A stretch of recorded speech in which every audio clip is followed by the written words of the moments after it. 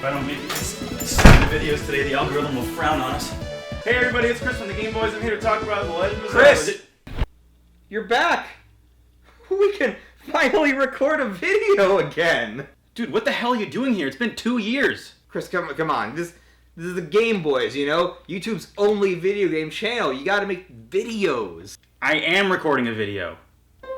What are you talking about? That's a phone. Where's the camera? Where's the landscape? Photography, you know? Where's all that? Max, we don't do that anymore.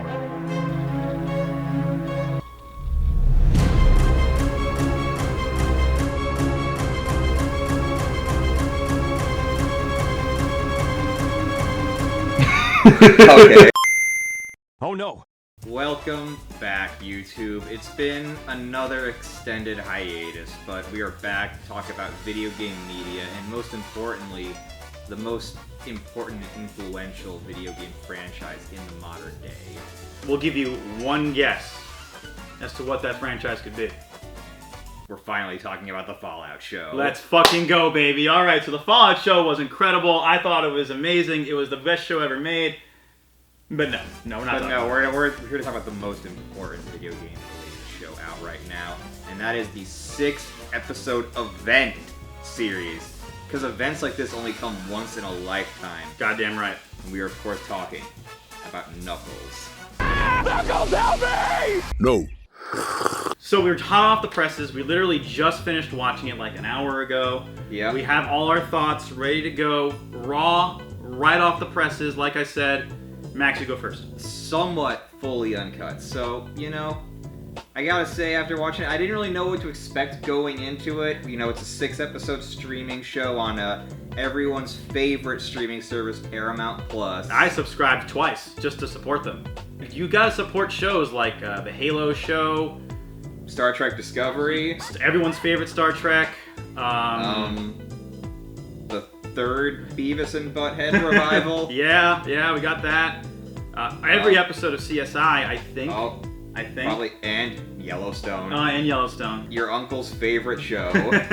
So yeah, Max, what did you think of Knuckles? I did enjoy it, but I don't think it was as good as Sonic the Hedgehog 2. I'm gonna say no as well. In fact, I'm gonna say not even close to as good as either of the films. See, I'd put it on equal footing with the first movie, personally. I cannot agree with that, unfortunately. I think the first movie is not the best of the three, but it's the second best far and away, I feel like. And the Sonic the Hedgehog 2, I feel, is just a little better than the first movie, but this I felt was a pretty big step down. See, I'm of the opposite. I think that Sonic the Hedgehog 2 is a massive step up from the first movie, and that this is far from the worst video game adaptation. No, there's so many worse like ones. we. It's not even the worst video game adaptation on Paramount Plus. That's saying something. But yeah, because I feel like we still enjoyed ourselves pretty much the whole time while watching it. I wouldn't say I enjoyed myself all of the time. I enjoyed myself a good chunk of it, but there are parts that were just kept dragging. I was like, okay, we can move past this now. It definitely felt like a feature-length script that they added extra padding to. That is probably the best way to describe it. It felt like at least it had at least 2 episodes worth of padding, and we'll get to that in the spoiler discussion because we know which those 2 episodes are. Right. I enjoy the acting and the comedy all around. I like all the characters they had, even though it does focus more on the human characters than Knuckles. It felt like they saved a lot of the Knuckles stuff for the first and last episodes. So that's where all the budget went. Yeah, and the rest was just, how can we have shots of Knuckles that are only from the chest up? Especially if he can be sitting at a table.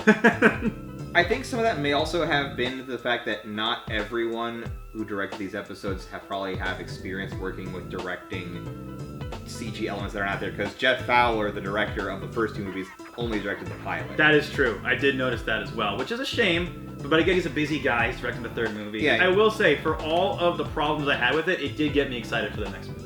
That's true, even though there was not really any setup. This was basically a filler arc. Yeah, 100%. This plot is basically Knuckles learns the value of friendship, and he basically becomes Adam Pally's emotional support echidna. He learns the value of friendship by not hanging out with his friends. Yep. So, with that being said, whatever time code this is at, spoilers starting from this moment on. Yes, until we get to our number things. You know. Stop hitting yourself. Stop hitting yourself. Stop hitting yourself. Anyway, the show. So, Yes. at the first episode, starts off strong. Yeah. Strong first episode. I liked it a lot. Yeah, no, I thought it was a very solid start. Had a lot of great comedy using Knuckles and his adopted family with Tails, Sonic, and James Marsden and his wife, although James Marsden is conveniently out of town for the entire show, and his wife is only in the first episode. Yeah, and Sonic and Tails are actually only in the first episode. Yeah, as well. we were both surprised. We thought that they were gonna come back for the finale for just like a little bit of like, oh, so what did you guys get up to this whole time? It's like, well, I learned a valuable lesson. Yeah, that would have like made sense, I guess, but they definitely were stretching that budget tight. Yeah, and because making CGI furry things, especially with having them fight too, costs a lot of money. It does cost a lot of money. I'm really hoping they didn't take any of the budget out of the third movie and put it into this. I don't think so. Okay, so it's its own thing. I think this is considered its own thing, which, let it be known, we got Sonic 3 and Knuckles in the same year. That is a good sign, because Sonic 3 and Knuckles, probably the second best Sonic game. I think Sonic 2 is still the best, but second best Sonic game, Sonic 3 and Knuckles. So I'm pretty excited. Yeah, I'm more of a Chaotix man myself, but I mean, we can't all be in love with the alligator like you are, Max. he's a crocodile, sir. I apologize. And his name is Vector. You see, that's how I know you care, because you memorize that crap. Yep, I know all the deep intricacies of the Sonic lore. And speaking of Sonic lore, who could forget Eggman's unnamed protege, who was literally credited on IMDb as Eggman's protege. Played here by Rory McCann, aka the Hound from Game of Thrones. I did not know that. I didn't recognize him at first, but he seemed familiar. Okay. And because I thought he was bringing a bit more like presence to this honestly footnote role that the show forgets is even there. Yeah, they forget about him for like 3 episodes. They forget about him, well, for most of it. That's also because episode 3 and 4 are mostly just filler. Well, those two episodes forget a show exists.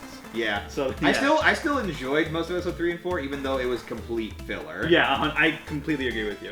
How much going into this did you expect the show to be about bowling? 0? That was the last thing I expected And it to it be. ended up being half the show. Yeah, actually, to be fair, in Sonic Adventure, there is a bowling minigame that you have to do on, I believe it's the Twinkle Park level.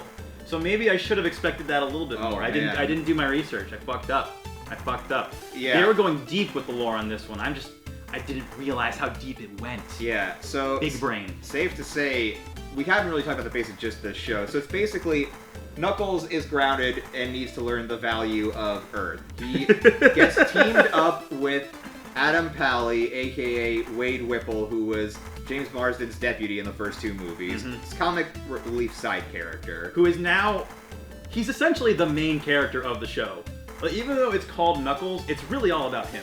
Well, I did like that in the sense that Knuckles was already like a fully formed emotional character. It's just like, nah, I'm good. I'm here to coach you. I'm gonna make you better. I understand that, and I can appreciate that in a sense, but the show's called Knuckles. I really want to see Knuckles. Like, there's a lot of him, of Wade in the show. Yeah. And like, I like him as a side character. I don't know if he necessarily works as a main character. Some of it worked, but some of it was like, I just want to get back to my furry friends again. I only liked it because in some ways it felt like a inverse of the first Sonic movie, where instead of James Marsden showing Sonic how to live, it's Knuckles showing Wade how to live. Yeah, that's true. I can appreciate that. But in a more demented way, because I love when this show gets really weirdly stylized and demented, especially in the latter half. Yeah. Episode 4 has an entire inside Wade's head rock opera to determine his emotional arc for the rest of the show. Which was simultaneously the best episode and worst episode, in my opinion. Yeah, Knuckles is only in like 2 minutes of the episode, I think, at the beginning and end, and the rest is just, how can we save money? Let's create an incredibly intricate shadow puppet musical number. And they reference Sonic 06, of all things. Like, one of the bad guys from Sonic 06, you know that giant, like... I thought he looked familiar, but Yeah. I couldn't place him. Well, I don't know why they'd reference that game of all the games, but I'm glad they did. It's honestly kind of impressive that they went, again, that deep in the lore. Yeah. I like it. I like that. But I do appreciate how stylized that episode was, and how, like, well-directed it was, too. Well, not just that. I feel like the actual bowling tournament itself was really stylized too in a fun way. Yeah, like from episode 4 onward, like each episode has its own unique spin on it, and it was really cool. But it was in service to a script that went nowhere. Like that was really the most frustrating part. This soup, I've never seen balls so plump and swollen with flavor. I liked the Wade stuff, but it was too much. And if it was in service to a more like grandiose story that leads into the other movies, I would have appreciated it a bit more. Or if it was a filler that was just focused on the character of Knuckles, I also would have appreciated it more. But I felt like I was being misled coming into it when they titled it what they titled it. You know what I mean? You need to take a breath there? No, I'm passionate. Stelia. Stelia. Stelia! I still enjoy it because, like I said, I expected a filler. I was not expecting something to set up Sonic 3. I knew we were not going to get that at all. And we didn't really. We got, like, some mild gun stuff, which didn't really tie in at all, because I will say the villains are the weakest part of the show, for sure. Yeah, they can't compete with Jim Carrey. You have some lady who I look at, I guess she's a character on Ted Lasso. It's her and Kid Cudi, who, as we all know, Kid Cudi did do an original song for Sonic the Hedgehog 2. Yes, he did. Can't confirm. He's fine. He's not great, but he's not really terrible. I mean, he does his job well enough. They both do, but they're so forgettable. They're just there to try to hunt Knuckles, to trade him to Eggman's protege for reasons so that he can harness Knuckles' energy, because they're just leaving their quills everywhere, and their quills are apparently complete energy repositories, which I guess is technically a thread from the second. And I did appreciate how shitty his mech was. It reminded me of Whiplash from Iron Man 2. Yeah, I was gonna say the same thing. Like, not even just his suit, but just his whole look and vibe, even though he spoke much more clearly than Mickey was. Yeah, you're 100% right. I did appreciate... I don't know if Dodgeball is a Paramount property, because there are a set of commentators played by Rob Hubel and Paul Scheer that are hosts of ESPN 8, The Ocho. Which... Is that like joke thievery, or is that a reference? Because it's not referencing Dodgeball. ESPN did do an Ocho broadcast for like an April Fool's Day thing years ago. It has ascended just the Dodgeball movie. Okay, I feel like that joke lands 20 years ago when ESPN was still very popular. Now no one watches ESPN anymore. Well, Chris, 20 years ago, Dodgeball had just come out. That's what I'm saying. Like that joke worked then. I don't know if it works now. Yeah, we joke though, but I feel like this is also the best use of product placement in the Sonic series to date. For sure. Knuckles snacks down on Cool Ranch Doritos. I was craving some Cool Ranch after the episode, I will say. I want to go to TJ Maxx now, because I might find my true father figure there. Who knows? Anything's possible. Yep, you might find tons of Paramount properties. Like, Wade loved every single Paramount property that was popular in the 80s and 90s. So Beavis and Butthead. Teenage Mutant Ninja Turtles. Top Gun. Total Recall. Whatever the hell else was on the wall. Did you expect to learn so much about Jewish customs and culture? No, but I'm glad I have. Yeah, it was surprisingly positive representation, because the third episode is Wade and Knuckles, to avoid being hunted by the authorities and the bounty hunters, hide out at his childhood home with his mother and his sister, who's played by Edie Patterson from the Righteous Gemstones and Vice Principals fame. And they're there, and while they're there, it happens to be the night of Shabbos, so they have a Shabbos dinner. And the food looks really good. The food looks really good, and it's kind of funny seeing Knuckles bond with Adam Pally's mother, and him mentioning how his clan was wiped out, and she's like, "Oh, I can relate." I'm surprised they went there, but I'm glad they did, because it was really funny. And it also involved a very fun single-take fight scene. That was really well shot. Like, even though it does have limitations from its budget, it gets around them in ways that are pretty good for a streaming sort of show. I feel like Knuckles is here, even though he's not doing a lot of stuff, he's still like there for maybe like 35-40% of the show. I would argue like maybe 30 maximum. I don't think he's there that often.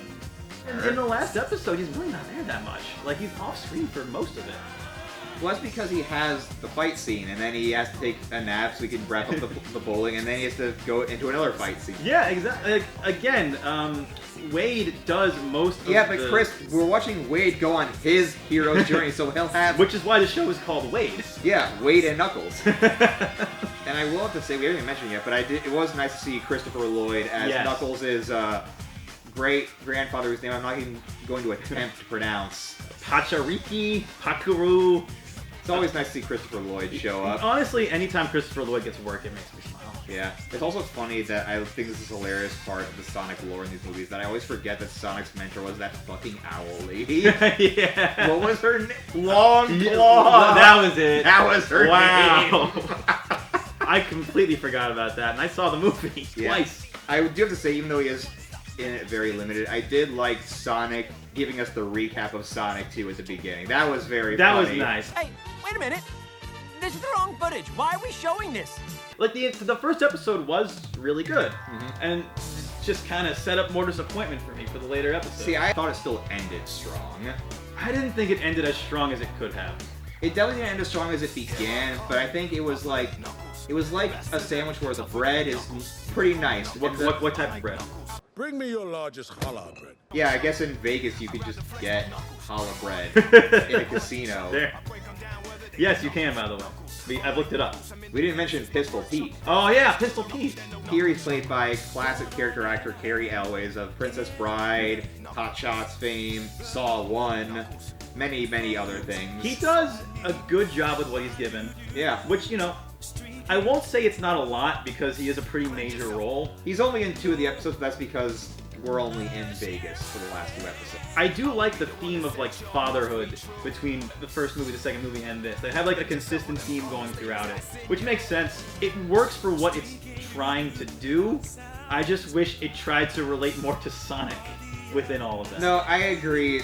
That is a shortcoming that even I can agree with, that it's not really centered on the Sonic universe. It feels kind of like what the first movie was accused of being, which is why I feel like it's similar to the first movie. It's just like a random road trip movie that happens to have a IP inserted in. Yeah, that's a good way of putting it. That makes me nervous for the third movie, because if you remember, in Sonic the Hedgehog 2, they dedicate like 10 minutes to no Sonic characters, and just this lady trying to get back at her ex-husband for lying to her at her wedding. Which I will say, I thought it was very funny that one of the agents mentions that the reason she's upset with Gunn is that she had to send out all the emails and stuff for the fake wedding. That was funny. I So did her appreciate being that. turning to the dark side because she hated organizing a fake wedding was pretty funny in retrospect. It was also very relatable. But I'm really nervous in the third movie that they're going to focus more on human characters than on, like, the titular Sonic characters. But I guess that completely depends on what the budget for the third movie is. I will say, even though he doesn't get to do a live action, Idris Elba still nails all the deliveries. All the jokes Knuckles gets completely land, I think. Absolutely perfect casting choice. Like, they could not have picked a better actor for Knuckles. The resemblance is uncanny. You truly are a stunning creature. One thing, too, is that this series definitely goes very hard on the licensed music. Yes, harder than I thought they would go. And some of it worked. I did appreciate how it wasn't just modern music like Sonic the Hedgehog 2 mostly was. That is correct. I felt like the music choices were stronger and they made more sense in context of the story. But again, I really wish that they would just play music from the games instead of playing pop songs all the time. There were only a couple bits of game fan service, but I thought the ones they did have were good. There was the stage play scene that we mentioned before, and then there was also a lot of good fan service. And there was also the sign gag that I loved. And Knuckles does do all of his, like, classic video game moves. Yeah, he does the glide, he does the dig animation. He does the thing where he hangs on the ceiling. Yeah. Like, he can do all that. The best song, and the one you will hear the most often that they play, is The Warrior. Yes. And I kept a counter because I thought it would be more long running, but it seems like it mostly is there to be the end/opening credits theme, but it also plays twice in the first episode and again at the end, because one of Knuckles' character traits is that he doesn't understand music, and he just wants to find a jam that he could just jam out to. And then he finds out that one song that he is the jammer to, Jammer Lammy, if you will, is The Warrior. What is this amazing song? could this be? Before we go anywhere else, before we say anything else, this needs to be said. Characters straight up fucking die in this. I mean, they're not like dead. You don't see their bodies. Dude, the first guy gets thrown into the mushroom planet. He's fine. The two henchmen get thrown God only knows where. We don't see them ever again. And We'll see them in Sonic 3. And Robotnik's protege, however you want to pronounce that, he's fucking dead. Like, there's no getting around it. He's fucking dead. Okay, I'll give you that one. He's probably dead. Knuckles is a murderer. He straight up kills a guy. Knuckles doesn't play by these namby-pamby hero rules. Knuckles doesn't give a fuck. He's here to take bitches and beat their ass. Knuckles doesn't give a fuckles. Yes. That should have been the tagline. No, they fuckled up. Whoa. Take that to the bank. Another way to describe how this show felt like Cousin Roman from Grand Theft Auto 4 would literally hijack the plot and be like, "Hey, Knuckles, what's this? We go bowling!" That did feel like it was exactly what was happening, because I did not expect it to go in any of the directions they were sending What it. is this gun? What is this Eggman? We go bowling! What is Blue Hedgehog? We do more fun thing. There was one joke that is probably the greatest joke in the history of jokes. It's when they make fun of the New York Mets. Any show or movie that makes fun of the Mets is amazing in my book, because I love the Mets. They're my favorite baseball team. I also fucking hate the Mets because they put me through hell just about every season.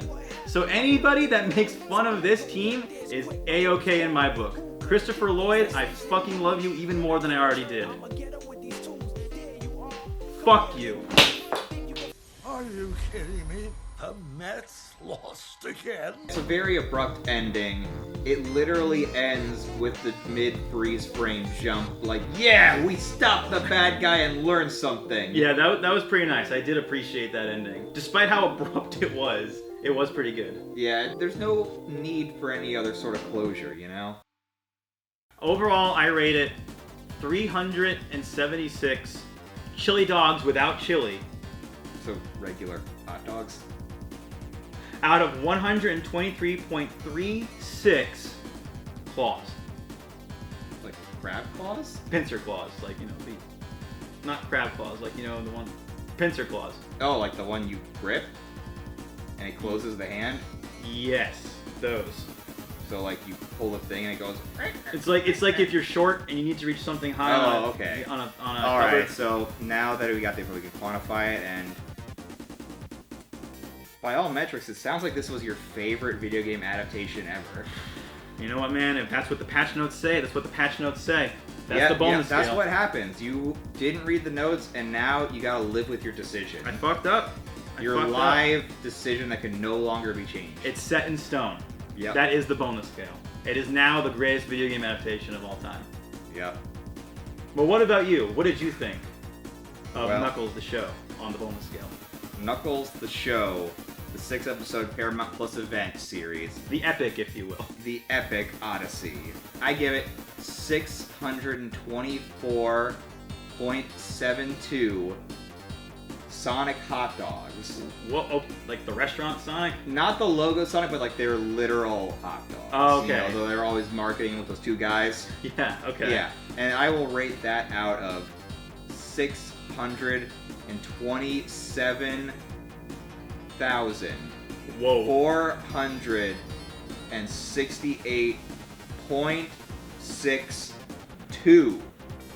Sega Genesis. Would that be Genesis? Genocide? Like Terminator? Yeah, like Terminator Genesis. Well, I do know one thing for sure. I haven't read the latest patch notes, but according to what I know of the bonus scale, that is also the greatest video game adaptation of all time. You said 6.2, right? 0.62? 0.62. If you had said 0.61, that would have easily been the worst. But that 6.2 is what put you over the edge for the best. I dodged a bullet. Yeah, you fucking did. You fucking did, boy. Yeah, much like Knuckles. But you know, Chris, these are moments that we will get to cherish forever. Because the moments that make up the memories of our lives are the one thing that we have true ownership of. Because we don't own anything nowadays. We don't own our games. We don't even technically own Knuckles the TV series, and we can't. No, I don't even know if we own ourselves anymore.